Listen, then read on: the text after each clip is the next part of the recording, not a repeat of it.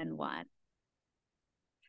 Well, we have an extremely special guest, a doctor in the house for Breath to Breath. I am here with Dr. M.G. McCullough. And without further ado, let me introduce this powerhouse of a person and a light and dive into some really great questions. Sound good? Hi. Hi. Yes, let's do it. Okay. Dr. M.G. McCullough is a doctor of Oriental Medicine, specializing in migraine, autoimmune conditions, and other chronic degenerative diseases. We will have a lot to talk about. She practices the complement channels, which is the complete system of acupuncture, as opposed to modern acupuncture or TCM acupuncture, which only uses a very small portion of these acupuncture channels. MG lives in Los Ranchos de Albuquerque, New Mexico, with her husband and daughter. MG, thank you for being on Breath to Breath. I'm excited. Thanks for having me. Me too. Me too. And so, like you said in your bio, you are in New Mexico. I am in South Carolina. And we actually had met when you used to live in South Carolina through your daughter was coming to the practice that I used to work at, the myofunctional therapy clinic. And then through the owner of Core, where I teach and also practice meditation and breath work. I got to know you as well, but it really wasn't until you moved to New Mexico and I started my business and you've been doing your thing that we really, really, our channels complemented each other. For sure. See what I For did sure. there? I like that. The power of social media too. I know. And what honestly prompted me the most to be like, oh, I need to know more about this is, I mean, I've heard about acupuncture and I've heard about more of these Oriental practices. And the more that I learn, the more I'm just fascinated. But specifically, there was a post that I did, and it was a remix on basically how to unblock the nose. And it went something like where you're blocking this nostril and then moving into the zygomatic bone and releasing tension. And that response that you had and the insight there, along with all the other insights that you provided to me as I've kind of asked you questions and posted things, it told me that I needed to talk to you more. So thank you for being here. And thanks for having me. I'm really excited. I love any opportunity to talk about medicine.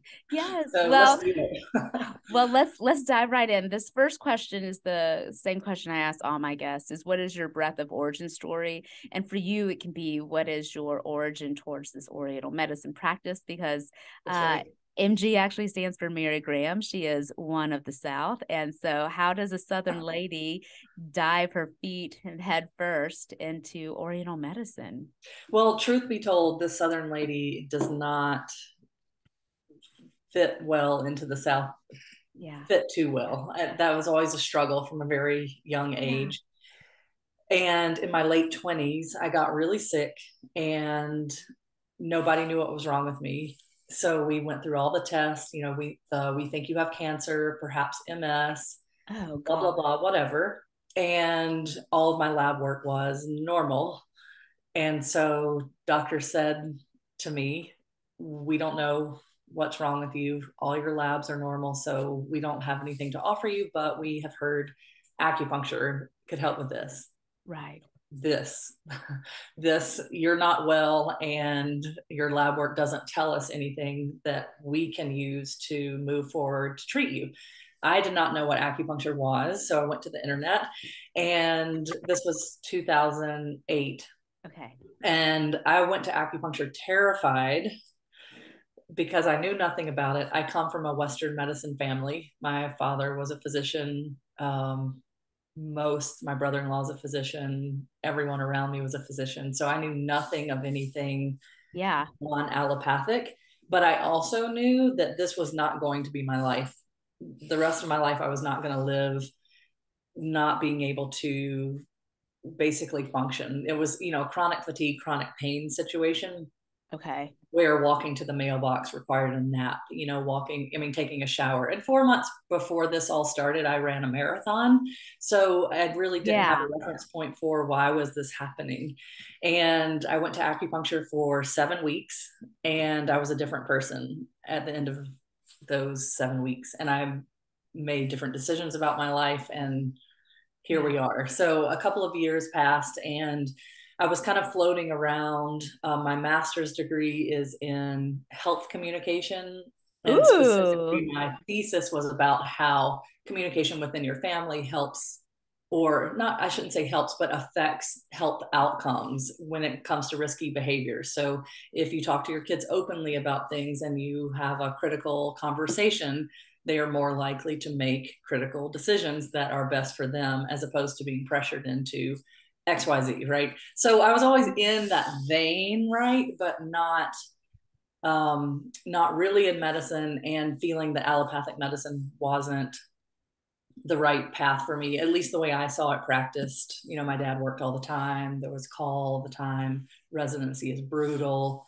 I had a partner at the time who was, you know, going through residency. So one day the light bulb came on, and I was like, acupuncture has changed my life. I've always wanted to help people with their health, and this is the thing for me. So that's how I came to acupuncture. I got in my car and I drove to LA and I started school. Yeah.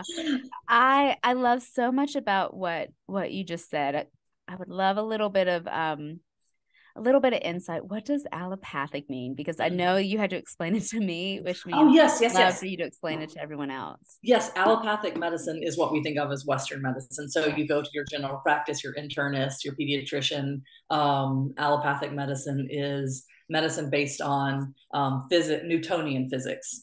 Okay, I want to be like the white coat there, the white coat for sure. And I don't know a whole lot about the difference between MDs and DOs. There's a little bit difference, and sometimes that can move a little more into the homeopathic. But you know, even in Greenville, there was a nurse practitioner based practice that was very holistic, and even though she was trained and her licensure was in allopathic medicine, you know, she practiced very differently. And so allopathic just refers to that type of medicine, because even if we say Western medicine, that leaves out the fact that this medicine is practiced all across the world, even in Eastern countries, you know, so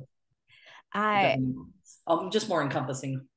Right. Well, and two, I think when you have the words and when you have the vocabulary, it's when you start to see things differently. So I love learning new ways to describe things that I'm searching for and seeking, as well as like talking to others. And then also, can we just talk about your master's in health communication and you said the thesis that you wrote, or the paper that you wrote? Right. Oh my gosh, like talk about powerful. I think that alone could be a whole episode. And like, well, we can talk about that another time. Well, and I was gonna say, and then too, well, then just taking that lens of conversations within the family, since you do come from a family of physicians and physicians within like your immediate like familial circles. What are the Thanksgiving conversations like? What are the family conversations like about like, hey, how's work? You know, my dad cried when I went to acupuncture school, and I think it was as much that I was moving very far away as it was that he just thought, you know, had no understanding, no reference point for what I was doing with myself, you know, just like I was jumping off a cliff.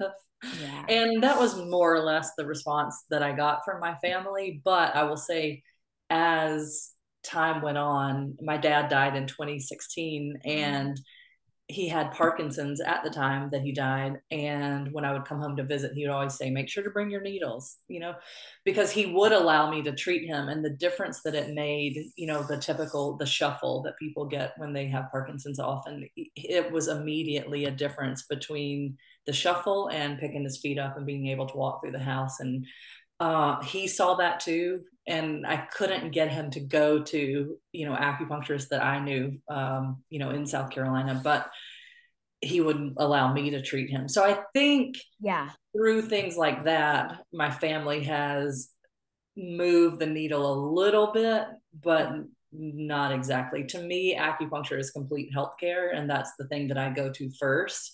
And it's only if I've exhausted everything that I know, then will I call an MD and say, okay, I need your tools because my tools are not working for this.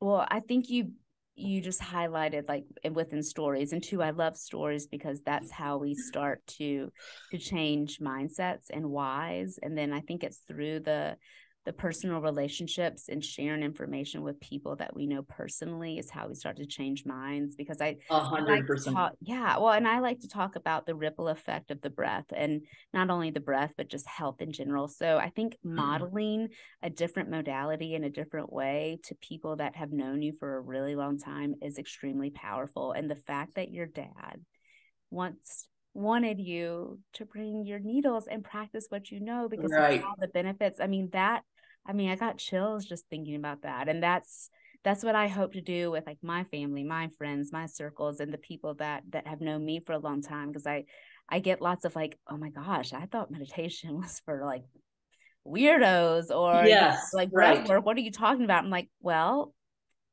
do you breathe? Great. Well, if you're not breathing, you're dead. And if you're not breathing well, then things are going to be really hard. But I think that is our gift. And it just requires a lot of patience and resilience to understand that it's not our job to change their mind, but it is our job to make sure that we model the benefits. And it sounds like you did a beautiful job with your dad. Yeah, I mean, I think it's my calling in life. And, as probably you feel it is yours as well. Yeah. I think anything that we are not taught in school, we spend so much of our life, our formative years are in traditional school, and that curriculum has been set for 50 or more years. And it usually does not include an introduction to meditation, to yoga, to any sort of holistic or indigenous medicine. So it's just unfamiliar. And I get it because I was there one time too. And I only went to acupuncture because I had been told there was no other option. So instead of calling the Mayo Clinic or calling some other clinic, I had exhausted all of the services that were available to me through the University of New Mexico's health system. And I think it's a solid one. There are wonderful doctors there. I trust that there was nothing showing up in my lab work. And I also trusted myself that I did not believe I was meant to live a life in the state that I was at that time. Does this mean that I never have health trouble at all? Of course not. But what I've learned and what I also try to teach my patients is when you understand the system, you're able to make changes to your lifestyle and to your diet. Those are two big things. Obviously, breath work. The biggest. The biggest. Yeah, the biggest. Like you just said, you're breathing all the time, because if you're not, you've got a different problem. And you're eating all the time, because if you're not, again, that's a different problem. It could be multiple problems, right? But you're going to eat and breathe every day. And also, we want people to move, but we don't want people to move too much. And I think we live in a country of extremes. Our culture is no exercise, or we're going to be a CrossFit competitor, and somewhere in the middle is a healthy balance for most people. Right. So anyway, all that is just to say this was not familiar to me. I did not grow up. I grew up taking antibiotics and not essential oils, and nothing wrong with antibiotics, but I'm just saying that there are a number of ways to treat yourself with herbal medicine. These are very legitimate forms of medicine. But if you don't understand the system and you don't know what's underneath the herbal medicine, underneath the acupuncture points, then you don't have a reference point for understanding. So you think it's quackery. And I totally get that. I have a very sensitive bullshit meter, and I am very sensitive to somebody trying to sell me on an idea that is not worth its weight. And I don't think it's new agey at all. Breathwork is not new agey, and acupuncture is not. Now, there are some practitioners who will go that way, and that's fine, because that's how they interpret it, and there's going to be a clientele for them. They're going to be people who feel that's right for them. But the medicine, truly at its root, is not new age at all, and it's been around very, very solid years. Yeah. Okay, so let's just talk about taking all that you've told us, which is gold. So let's go to someone that doesn't know a lot about acupuncture. And wants to know about acupuncture. How would you describe it in a very layman's term? And I know like there's also the TCM versus the complement channels.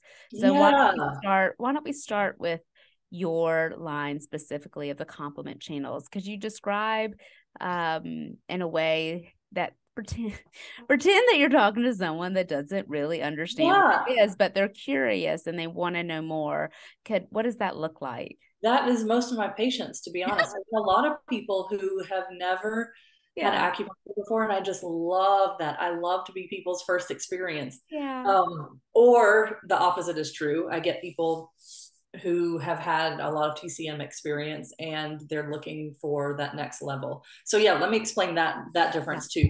So back in the day, there's this complete system of acupuncture, and it includes the primary channels. And just bear with me here if these words are like not making sense. You know, if you're listening to this and you're like, okay, what is primary? Whatever. I'm going to get there. Okay. We're ready. We're ready. Just swim, keep swimming. Okay. So primary channels and then the complement channels. Well, the complement channels are a group of channels that step in when the primary channels fail. And the primary channels are at work 24/7. That's like all the things that we're doing. We're eating, we're breathing, we're eliminating, we're sleeping, all these, your heart's beating, whatever. When something gets in the way of that, then the complement channels step in. A huge part of what is missing, I think, in modern day medicine is that we have dismissed the role of emotion in life.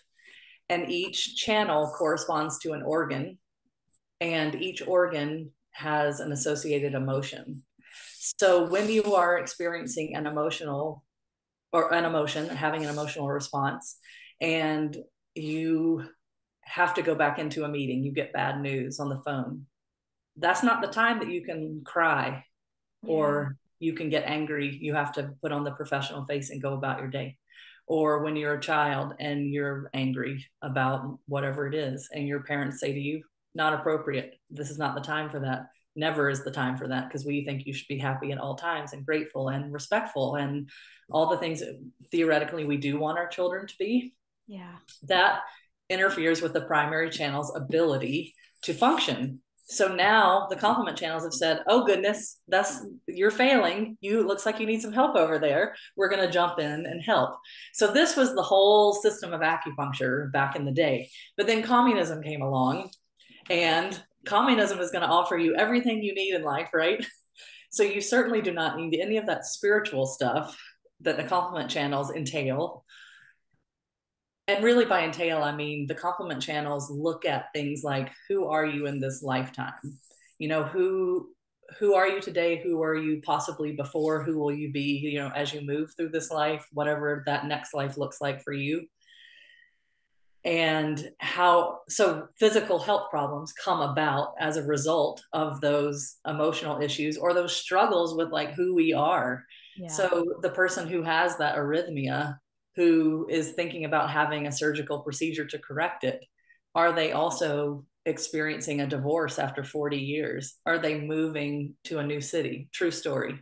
So we use the channel that corresponds to all of that, and magically her arrhythmia goes away and she no longer needs surgery. Okay, so fast forward, like we said, we're past communism. We don't have any of that anymore because we don't need that stuff. And people are getting sick all over, in villages, towns, wherever. And we don't have enough doctors. So we form a committee. The Chinese people form a committee called the Imperial Academy. And they say, we are going to put together point prescriptions. We're going to use points from the primary channels. And we're going to say, if you have back pain, we're going to use A, B, and C, and that's going to treat your back pain. And we're going to train all these people that don't know anything about Chinese medicine. They don't know anything about acupuncture, and that's going to be okay. We're going to send them out into all these cities, these towns, remote villages where people can't access the care that is here in the city. We're going to help them. And that's what they did. And that's what TCM was. And that's also what TCM is, more or less. And it was easily exported to the West into schools, which is a wonderful thing, because otherwise I don't know that we would have it. So it is a springboard, in my opinion. It's when we take our board exams at the end of 4 years of school, that's what you're tested on. And in school, depending on your faculty at any given school, you might learn different traditions. So acupuncture really is truly rooted in Chinese culture, Chinese medicine, but there's Korean hand therapy, there's Japanese style acupuncture, there's 5-element, there are all kinds of things out there. But what I was fortunate to run into when I was really getting impatient and, to be honest, disgusted with TCM, what I was learning in school, was the complete system of acupuncture, the complement channels. So this resurgence has been a result of an 88th generation Taoist priest who was brought to the US, to New York specifically, when he was a child to escape the Cultural Revolution in China. And he has been teaching since then, like oral tradition. So his senior students are who write books. He took a vow in his, I guess you call it faith, I'm not sure, that he would never write this information down. So people who study with him will write from his teachings. And so my teacher, Anne Cecil Sturman, she's my primary teacher. She is super instrumental in bringing back the practice of the complement channels. So we still use the primary channels, just like not just like TCM does, but TCM is not using channels as much as they're using those prescriptions, this point, that point. And that gets so many people so far. Yeah. However, when you have more complex issues, like that arrhythmia, like I was say, like migraines and autoimmune disease. Yeah. Any kind of chronic degenerative diseases, rare diseases, the things that your doctor tells you, we found this on your lab work, but this medication is not helping, this whatever is not helping. Those are the times where you got to dig a little bit deeper. And the depth to me is the complement channels, where the emotional experiences of a person have not been lost.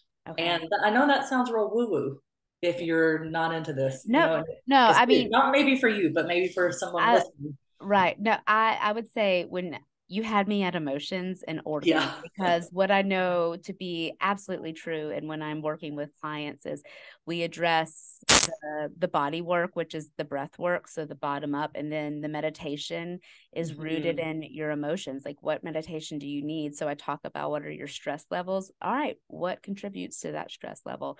What is the word medicine that you need to hear so that you can give your mind rest? And I have two follow-up questions for what you just unpacked. Is one, so if you are going to an acupuncturist for the first time and you ask, like, are you practicing the complement channels, or are you practicing TCM? Would they know what, I guess, would that be a good question to ask about? You absolutely could ask. Yeah. True. Some people also call the complement channels secondary vessels. Okay. That could be another word that people may identify with. There are bits and pieces of the complement channels that are taught in TCM. Yeah. Are taught in schools, but not well. Okay. I don't want to dismiss the value of TCM, because the results, my first experience was TCM as well. The results that people can get from TCM are significant. However, what I also hear is, I tried acupuncture for my XYZ and it didn't work.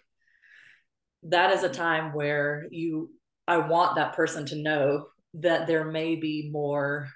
There is more to it than perhaps what you've got with that person. And it doesn't mean that that person was not qualified. Right. You know what I mean? It's nothing like that. It just means, like, you need to take a different road. It's like getting on the wrong highway to go somewhere. You might eventually get there, or you might even get close. So your symptoms improve, but you still have the problem, right? And I was so you need a different road. Absolutely. And it's just about options and choices, and knowing that there's always another referral you can make. And it's just not feeling defeated. I love how you said, if someone says, I tried that and it didn't work, like, well, that experience was only so much. So we can always dig deeper. We can always get more curious. And I love knowing that there is something that you can further investigate towards healing your body. And you probably hear that with regard to meditation. I tried that once and I fell asleep, or I tried that once and I just can't quiet my mind. And that's okay. But I think people need someone to teach them, to tell them that those things are okay. It's okay if you fall asleep. It's okay if your mind is, running 1,000,000 miles an hour. Notice Right. that and then come back. Right. I mean, honestly, when they say fell asleep, I was like, man, your body really needed rest. Right. You really needed some rest. And if you're having trouble coming back, it's like, yeah, because that muscle memory is not very strong, but it gets to be stronger. And that's where you are right now. And it's always about meeting people where they are. And when it's time to take another step, knowing what is that other step. So there's Little seeds. TCM. Yeah. Oh, I Little I seeds. love planting the seeds. And then the second thing that I literally, I will say always, the first time I ever heard about an organ carrying emotion was in Max Strom's book, and he was saying grief is stored in the lungs, and you had briefly said that too. Yes. So there's a channel that orients to an organ that orients to an emotion. Yes. I would love to know. Okay, so lungs, is it grief? Is that yes? Lungs for grief in Chinese medicine. All right. What about the heart? What's the heart's The emotion? heart is joy. Ah, So that can go both ways. yeah, If you're living like the rock star lifestyle, yeah.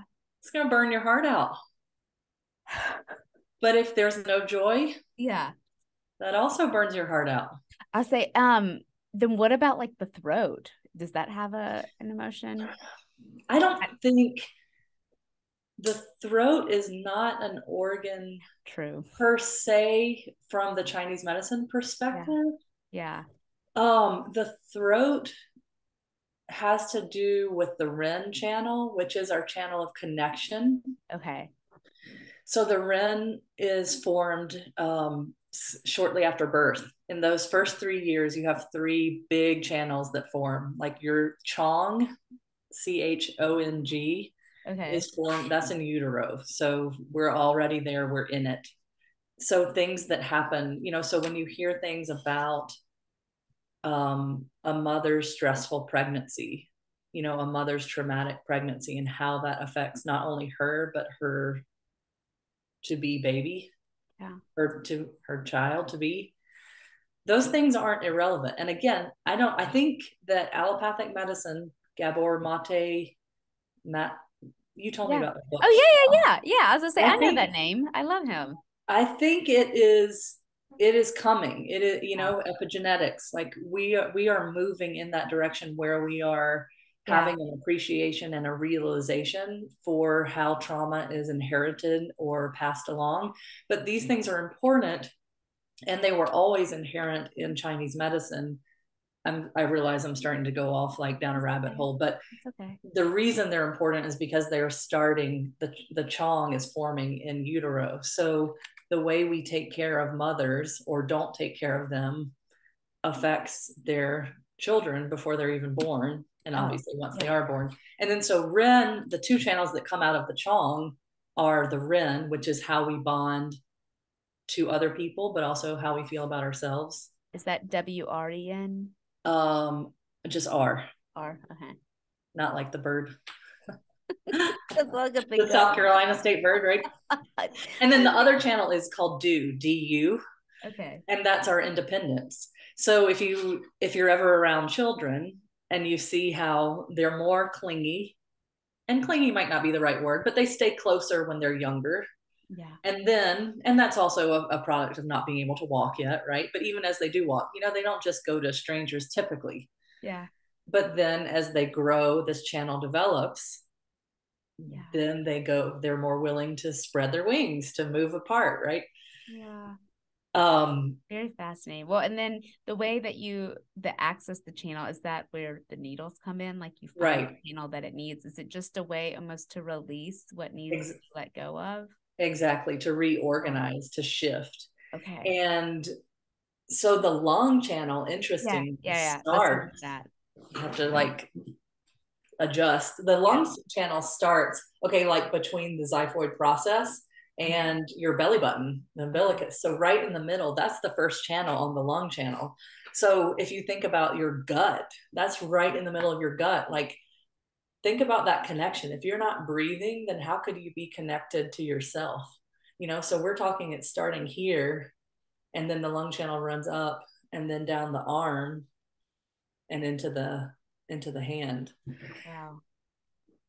So yeah, breathing is just, and I think we may have talked about this right before we started recording, but a lot of trouble that we have that has seemingly nothing to do with lungs, fertility, constipation, well, asthma obviously has to do with the lungs, but there's a relationship between the lungs and the kidneys. So the lungs send energy down, but the kidneys have to be able to receive it.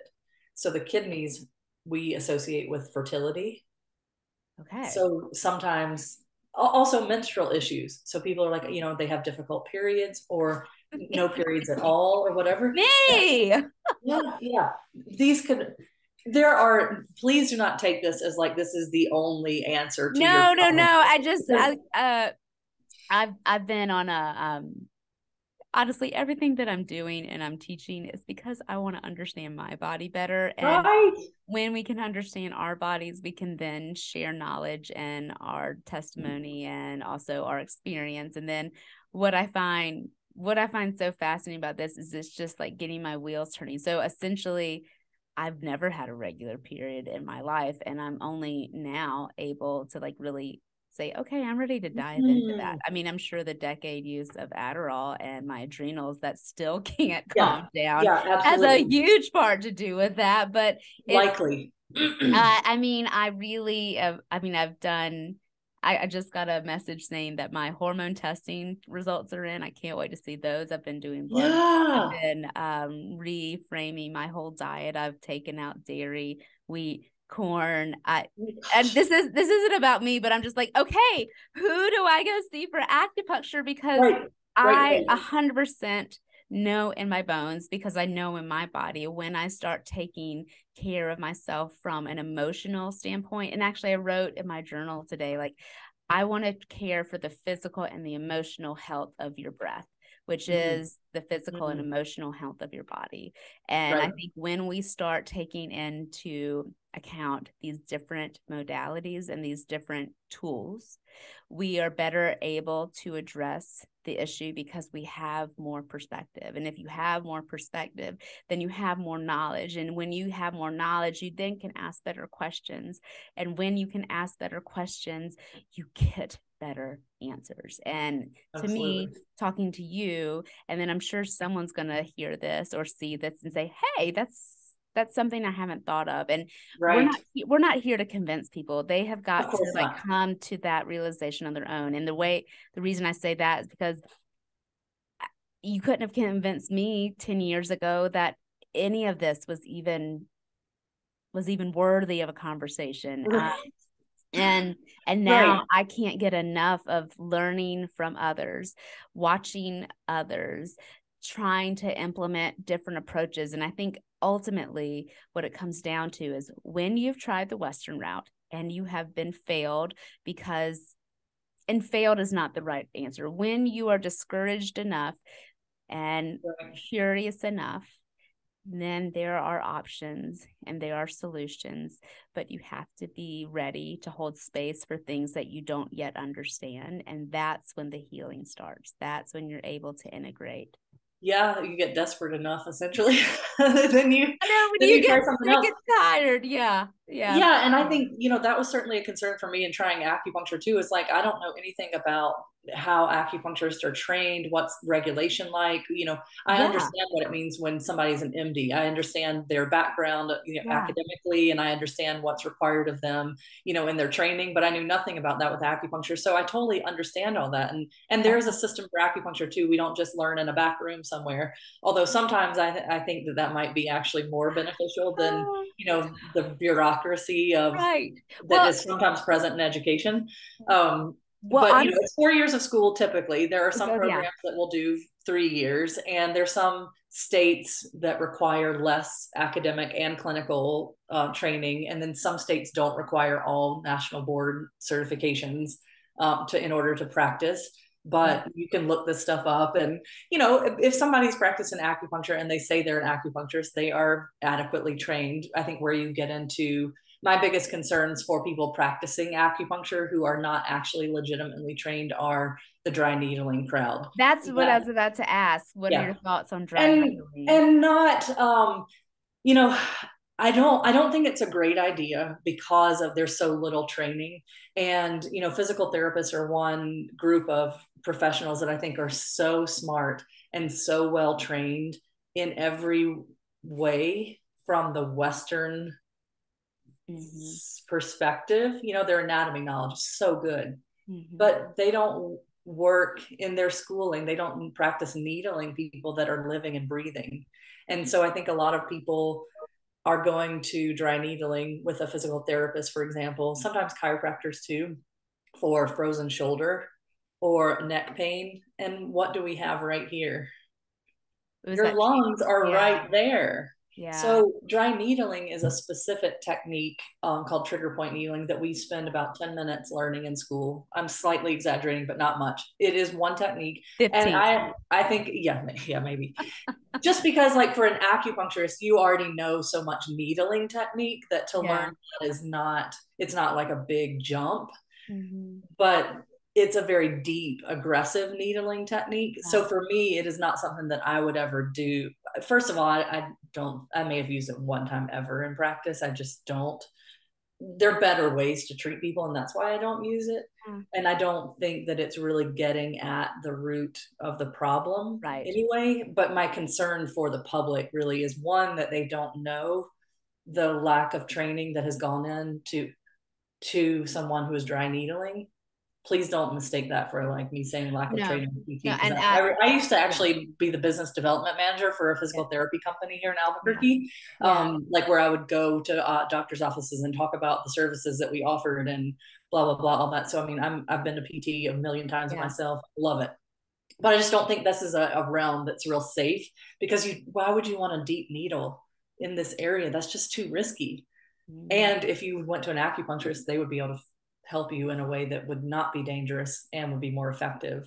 So in the realm of what you've just said, and in the spirit of asking better questions, what would be, so let's just say that you're a patient and you are trying to figure out dry needling versus TCM versus the complement or the secondary channels. What would just be maybe 3 good questions that you could go into if you're trying to find the right provider for you? And by all means, we love you, TCM and dry needling and everyone that is trying. There is nothing wrong with TCM. There's not, and I think we're all saying the same thing. I do think there's something wrong with dry needling. I will just say that. Well, and what I also was going to add to that is, well, to answer your question. So if you're at physical therapy and the physical therapist says, I think dry needling could help your frozen shoulder or your whatever, rotator cuff, I would ask them, are you an acupuncturist? Okay.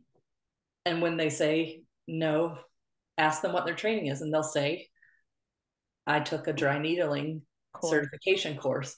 What was involved in that training? 2 days of teaching. Oh, okay. No, thank you is the answer. Okay. It's not safe. We would never touch a patient like in acupuncture school. I mean, it's semesters of learning before we even touch a patient with a needle, and the patient is each other, like they let us hurt each other before you would hurt someone else, right? But and great, those are great questions. What I would say might be a little bit different. I've had a patient before who had dry needling on a hamstring. So it's kind of the idea of we're going to needle into this area to create trauma so that it heals. It spurs the body to heal. Kind of micro needling for the face. Same concepts. We're taking like small needles on the face to stimulate. We're creating damage so that then it stimulates collagen production in the repair of the skin. So same kind of thing. They're needling into a hamstring. I'm not convinced that you're probably, I think that's probably the safest thing I've heard as when it comes to dry needling, but I still think there's a better way to treat it. So I would just go to, say, if you want acupuncture, go to an acupuncturist. And I have a blog post about this. Like, you wouldn't go to a butcher for a haircut, right? A butcher uses knives and razors and probably scissors, they cut things, right? But that doesn't mean that you want them cutting your hair.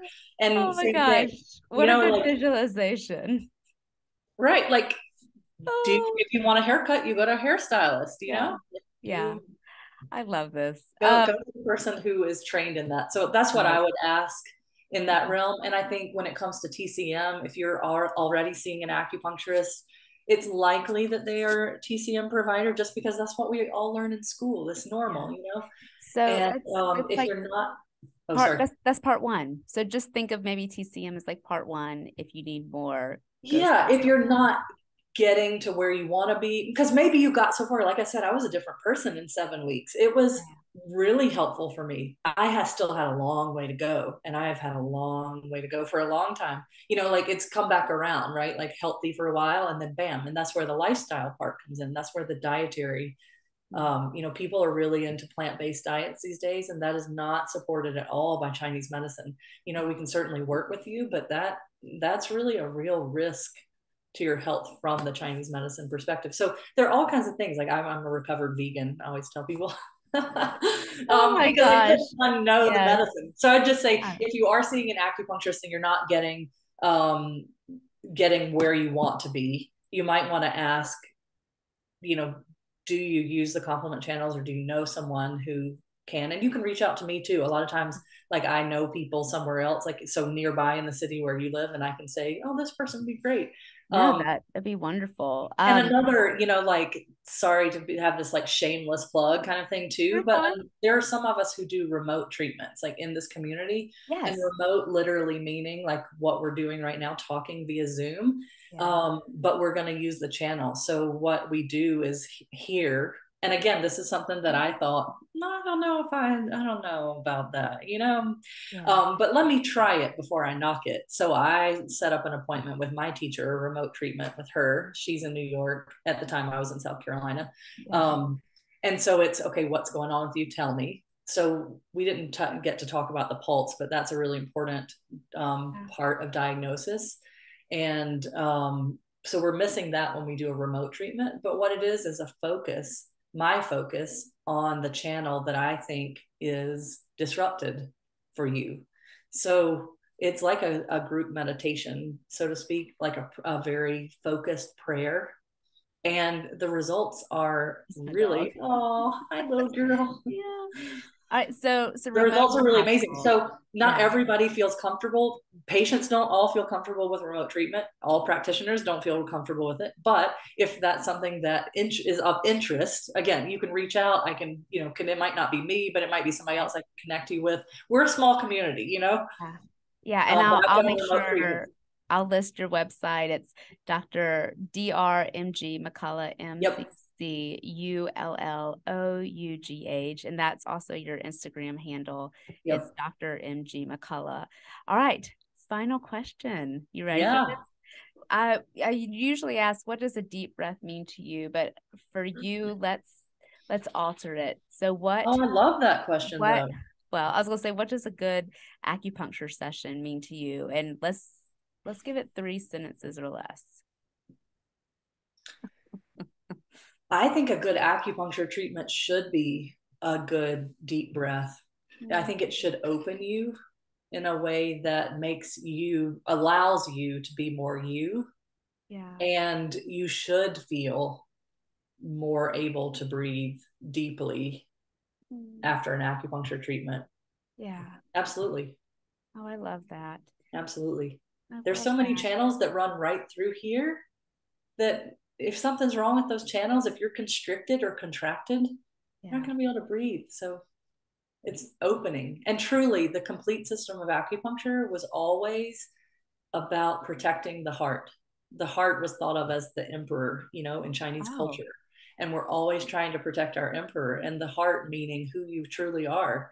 And that everybody comes into this life with their unique gifts. You know, some of us are trying to figure out what those gifts are. Some of us are, you know, struggling with figuring that out. Some of us already know, but maybe our situation in life makes us feel like we're wrong. Anything that tells you that you're wrong or for being who you are is going to affect the heart, and that's going to result in contraction and constriction. So acupuncture has always been about protecting who you are so that you can shine your light, you know, offer the world your gifts, you know, if it's your family, your partners, your community. Yes. So it's very related. Oh, I love this. Well, all I can say is you are a light and you are a joy, and I greatly appreciate you sharing your knowledge we'll definitely have to continue this conversation with all the follow-ups. But if Yeah, you are listening to this, if you need Dr. MG, again, go to her website, www.drmgmccullough.com. You can find her on Instagram also at Dr. MG McCullough. Is there any other way that people can find you or seek you out if they're not in New Mexico? No, that works. Instagram is a great way to connect, to learn more about this medicine. Same, for my blog. I appreciate it so much. It was so fun to talk to you, and I really appreciate you having me on your podcast. It was. I know. Well, with that, thank you so much for being a guest on Breath to Breath. And until we breathe again. Yeah. Bye. Bye.